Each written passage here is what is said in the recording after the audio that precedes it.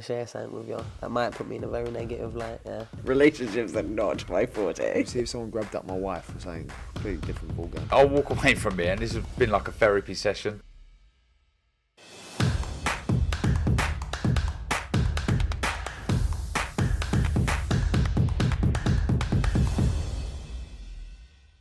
This is KUGAN CASSIUS for IFL TV, proudly sponsored by Everlast. It's fight week again. Again. Again. Again? Again. Again. I'm delighted to be joined by Miss Alycia Baumgardner. Alycia. What did I say? Did you say Alycia? Alycia. Okay, bet. You said it correctly. You look like you're coming with the attitude already. Just saying. It's my name. You're ready to fight now?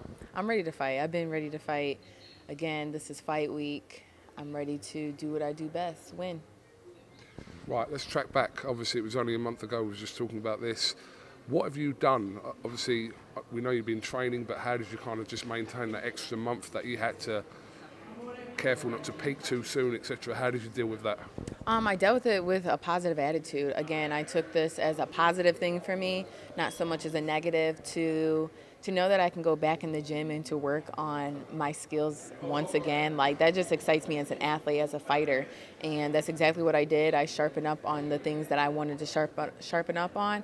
And again, came with even more things to offer Saturday night. Really? In the space of a month, you've worked out more things to offer? Really? Yeah. Absolutely. I'm a fighter that loves to progress. You know, I never want to be the same, and I progress literally every day. And just the new things that I've learned, the things that I sharpened up, you will see those skills. We'll look forward to it. It's Wednesday today. Obviously, you've got the workout here at the O2 Tucker Social later on today. After the fight night that was meant to have taken place last month, which was out of everyone's control. There's nothing we could have done about it because obviously the situation regarding the royal family and the Queen, which everyone was respectful about. But yeah, was there a sense of, I know I spoke to you and Clarissa here, I think the morning after or the day of the fight, but was there a sense of frustration from yourself that you were ready for that moment with Mikaela that day, but you didn't get to have that? So were you frustrated by that? I wouldn't say frustration was the word. I would say I was, disappointed in that moment. But I took it as a positive thing. Like, I don't have weight issues, and I know when you have to make weight, it's a struggle, and you have to go through that all over again. I didn't have to worry about that. So I'm like, okay, back in the gym I go. So, Because there was a little bit of back and forth between yourself and Mikaela. Like around that time, like within a couple of days, it was like, you struggling to make weight, you broke, motherfucker, and all this, and it was all going off. And can you just kind of track back to there? Yeah, as you can tell, Mikaela looks drained when she makes 130. She understands that 130 is really not her weight class, that she could have moved up. So she's struggling to make weight. She's struggling to make 130. She can lie and say that she has the best nutritionist in the world. It doesn't matter. You still have to drain yourself, and you can tell in your face. I've been doing this just as long, and I used to struggle to make 130. So now I don't. And, her comment about being broke, a girl like that to even speak on my finances is just funny to me. She has nothing else to say, and I must have hit a nerve what I said. So, again, for a woman to bring up my finances, I'm good over here. Know that. If there is an issue, from what you're saying, with, like I said, with the weight with Mikaela, how would this 1 month kind of extension to the fight, how would that have hindered her? As a fighter, when you have to worry about your weight in training camp, you have to worry about what you can eat, and I've been there. So I understand weight is still a thing that she has to be conscious about, and then and again in the month to do a turnaround, you can't eat anything you want. You got to be very strict. And so she had to really work on her weight this time around and make sure that she didn't blow up like a balloon. And again, I don't have to worry about that. I walk around with a smile, fully hydrated. I have nothing to worry about. But you believe, in terms of yourself, that this 1 month, which again was, as I repeat myself, that it was out of everyone's control, you believe that you've used that kind of 4-week period to your advantage coming into this Saturday night live on Sky Sports at the O2. Absolutely. Again, this is a lifestyle for me. This is what I do. And again, I took this as a positive to go back into the gym, sharpen up what I have to sharpen up, make sure that I'm stronger every day. Like, this is it. This is for me. Everything's working in my favor.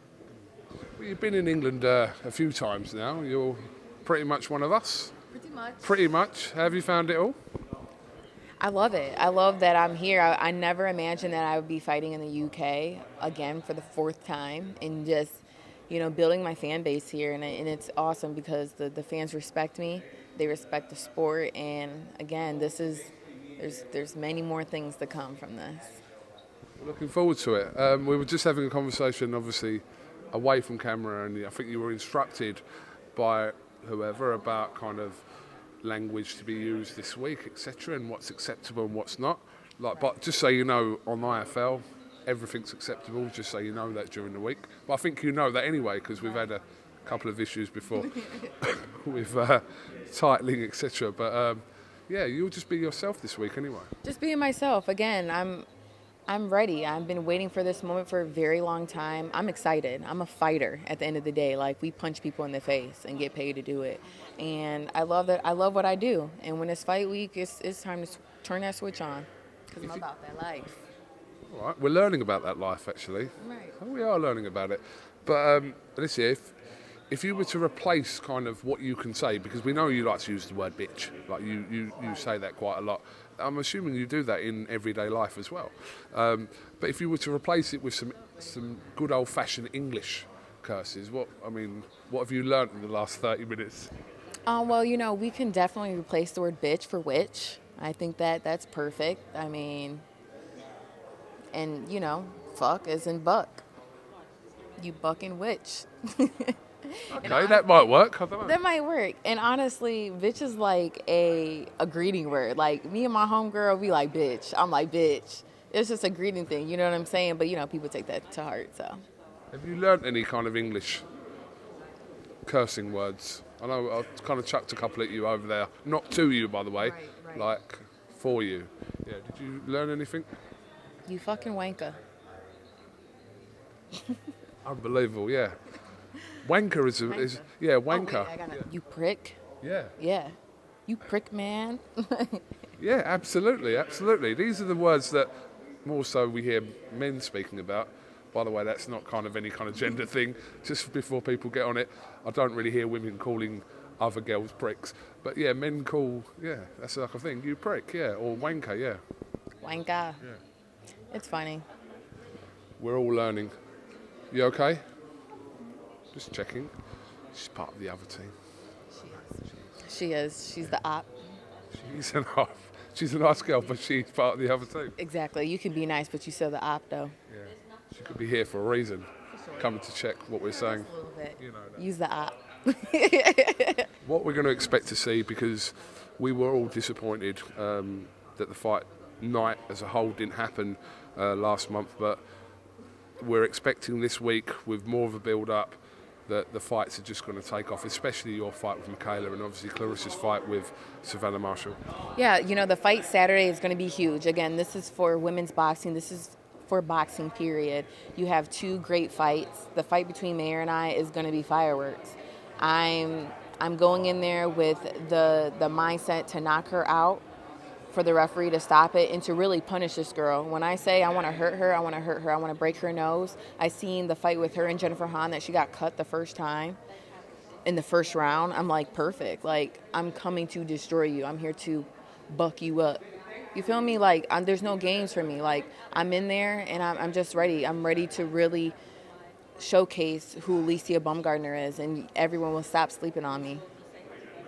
Because last time when I spoke to you, I'm not saying you took offence, but the comments from Mikaela about your only notable win coming in the form of Terry Harper, that did seem to kind of maybe hit a nerve a little bit. Is that fair to say? It is, and I say this because, she discredits me as how my come up was. And let me tell you, she wants to talk about experience. She wants to talk about what tests have I have.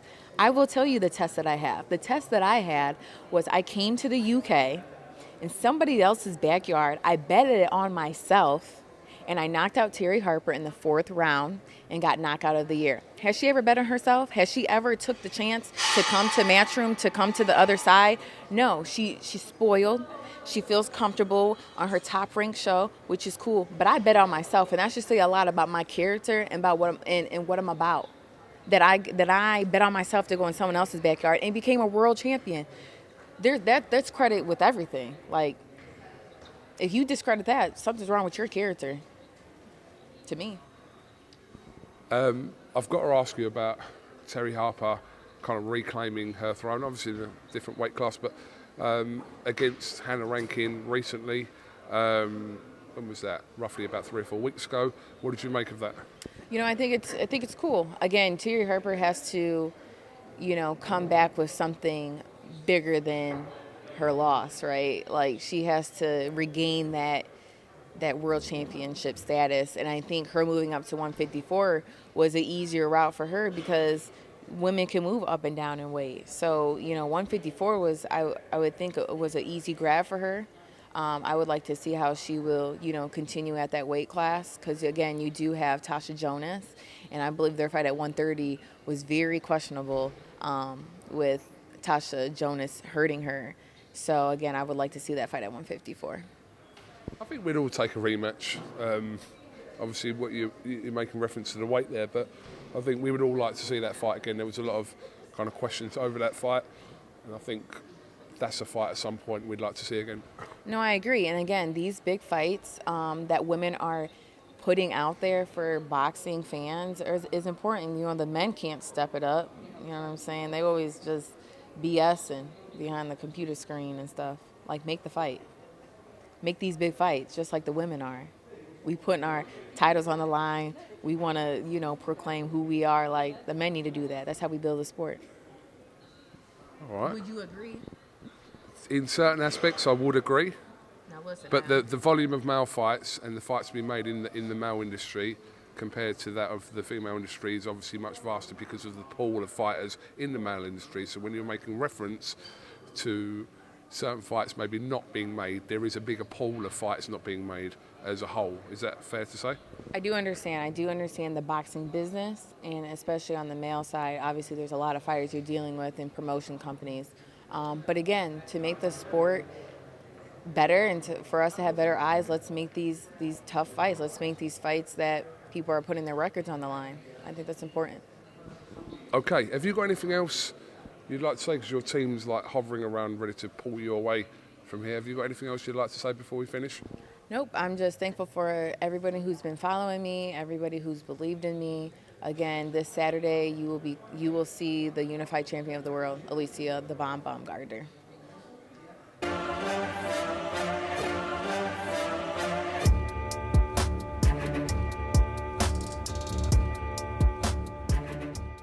I'm going to share something with you. That might put me in a very negative light, yeah. Relationships are not my forte. See if someone grabbed up my wife or something. Completely different ballgame. I'll walk away from it, and this has been like a therapy session.